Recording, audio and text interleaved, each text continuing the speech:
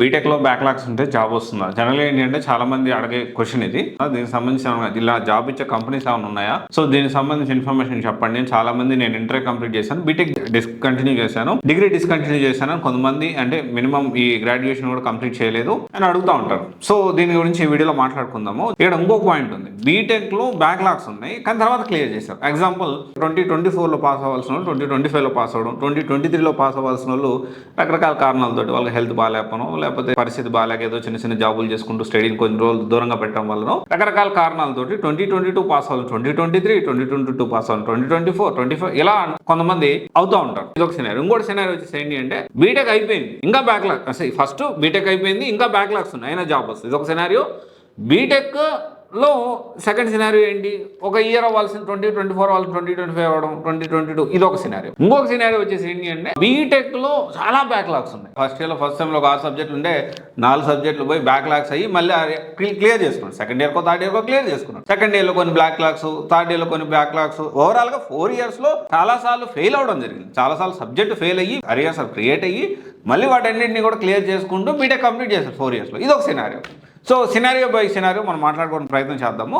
So first scenario గురించి, so ఏదైతే ఇంకా బ్యాక్లాగ్స్ ఉంటే సాఫ్ట్వేర్ జాబ్ వస్తుందా అనే దాని గురించి కొంచెం పక్కన పెట్టేసి ఈ సెకండ్ సినారియో మనం మాట్లాడుకుందాం. 2022లో పాస్ అవుతుంది, 2024లో పాస్ అయితే జాబ్ వస్తుందా?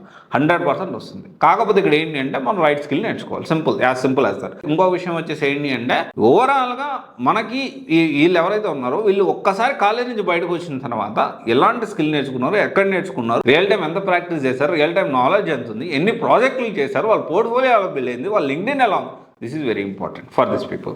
అండ్ అందరికి కూడా ఇదంతా ఇంపార్టెంట్. అండ్ దాని తర్వాత వీళ్ళు ఖచ్చితంగా జాబ్ వస్తుంది. మీరు అస్సలు వరీ అవ్వాల్సిన లేదు. మంచి కోర్స్ సెలెక్ట్ చేసుకోండి, మంచి ఇన్స్టిట్యూట్ సెలెక్ట్ చేసుకోండి, డెఫినెట్లీ. సో దానికి కొంచెం కష్టపడండి, ఖచ్చితంగా మీకు జాబ్ వస్తుంది. అండ్ తర్వాత వచ్చేసి ఏంటి అంటే ఇంకా ఇది సెకండ్ సినారియో గురించి మనం మాట్లాడుకుందాం. థర్డ్ సినారియో చాలా బ్యాక్లాగ్స్ ఉన్నాయి కానీ విత్ ఇన్ ద టైంలో మనం కంప్లీట్ చేసాము. 4 yearsలోనే ఒక 30 బ్యాక్లాగ్స్, 40 బ్యాక్లాగ్స్ ఉన్నాయంటే సో ఇలాంటి వాళ్ళకి ఈ సెకండ్ సినారియో కానీ థర్డ్ సినారియో కానీ కొన్ని ఎంఎన్సీ కంపెనీస్ స్పెసిఫికల్లీ 4 yearsలో బీటెక్ కంప్లీట్ చేసి ఉండాలి, ఖచ్చితంగా within the time BTech complete చేసి ఉండాలి, అరియర్స్ కూడా తక్కువ ఉండాలి. అంటే జనరల్గా క్యాంపస్లో ఇలాంటివి చూస్తూ ఉంటారు. కంపెనీ బయటకు వచ్చినాక ఓపెన్ మార్కెట్లో మనం జాబ్ తెచ్చుకున్నప్పుడు కూడా కొన్నిసార్లు మాత్రం కన్సిడర్ చేస్తారు, most of the time consider చేయరు. సో వీళ్ళకి కూడా ఎలాంటి ప్రాబ్లం లేదు. మంచి కోర్స్ నేర్చుకోండి, ఖచ్చితంగా మీకు సూట్ అయ్యే కోర్సు, ప్రజెంట్ కాల్స్ ఉన్నవి, ఫ్యూచర్ బాగున్న కోర్స్ని ఒక సెలెక్ట్ చేసుకొని మీరు ముందుకెళ్ళచ్చు. అండ్ ఫస్ట్ సినారియో ఉంది, అసలు బ్యాక్లాగ్స్ ఉన్నాయి, డిగ్రీ డిస్కంటిన్యూ చేశారు, బీటెక్ డిస్కంటిన్యూ చేశారు, ఇలాంటి వాళ్ళకి జాబ్స్ వస్తాయి 100%. చాలా 100% చెప్పాలి, 90 to 95% చాలా కష్టం. This are harsh reality. ఎందుకంటే కొన్ని వార్తలు మేము చూసాము, చాలా ఎవరో ఒక 2 సినారియోలు చెప్తారు. ఒక 2 సినారియోలు చెప్పేసి వాళ్ళకి బ్యాక్లాగ్స్ ఉన్నా కానీ మంచి సాఫ్ట్వేర్ జాబ్ చేస్తూ ఉన్నారు అని చెప్పి మాట్లాడతాం. ఇక్కడ ఏంటి అంటే ఇలా డిస్కంటిన్యూ చేసేవాళ్ళు వీళ్ళకి డిజిటల్ మార్కెటింగ్ కోర్స్ కానీ లేకపోతే మల్టీమీడియా కోర్స్ కానీ వీళ్ళు నేర్చుకుంటే ఎంతో కొంత వీళ్ళ కెరియర్ అనేది స్టార్ట్ చేయడానికి అవకాశం ఉంటుంది. సో ఈ కెరియర్స్ నుండి క్లియర్ చేసిన వాళ్ళు లేకపోతే ఒక ఇయర్ అవ్వాల్సిన ఇంకో you take any course like మనం బాగున్న data science with artificial intelligence నేర్చుకోవచ్చు, డేటా అనలిస్ట్ నేర్చుకోవచ్చు, అండ్ దాంతోపాటు జావా ఫుల్ స్టాక్ నేర్చుకోవచ్చు, క్వాంటమ్ కంప్యూటింగ్ నేర్చుకోవచ్చు. ప్రజెంట్ రీసెంట్ చంద్రబాబు నాయుడు గారు కూడా దీనికి సంబంధించి మన అమరావతిలో క్వాంటమ్ కంప్యూటింగ్ స్టార్ట్ చేశారు. దాంతోపాటు DS with ML, AI power testing, cyber security, VLSI design engineer, internet of things, తర్వాత ఇన్వెస్ట్మెంట్ బ్యాంకింగ్ నేర్చుకోవచ్చు, ఎంఎస్ డైనింగ్ 365 ఇలా చెప్పుకుంటే పోతే బోల్డ్ కోర్సులు ఉన్నాయి. సో ప్రజెంట్ కాల్స్ ఉన్నాయి, మార్కెట్లో బాగున్నాయి, బోల్డ్ కోర్సులు ఉన్నాయి. సో వీళ్ళు నేర్చుకోవచ్చు. సో మీ కేసు ఒకటి అవుతుంది ఏంటి, మీరు ఎక్కడ హైదరాబాద్ నేర్చుకోవాలనుకున్నారు, ఎక్కడ నేర్చుకోవాలనుకుంటే దాన్ని మీరు ప్లాన్ చేసుకొని 100% నేర్చుకోవచ్చు.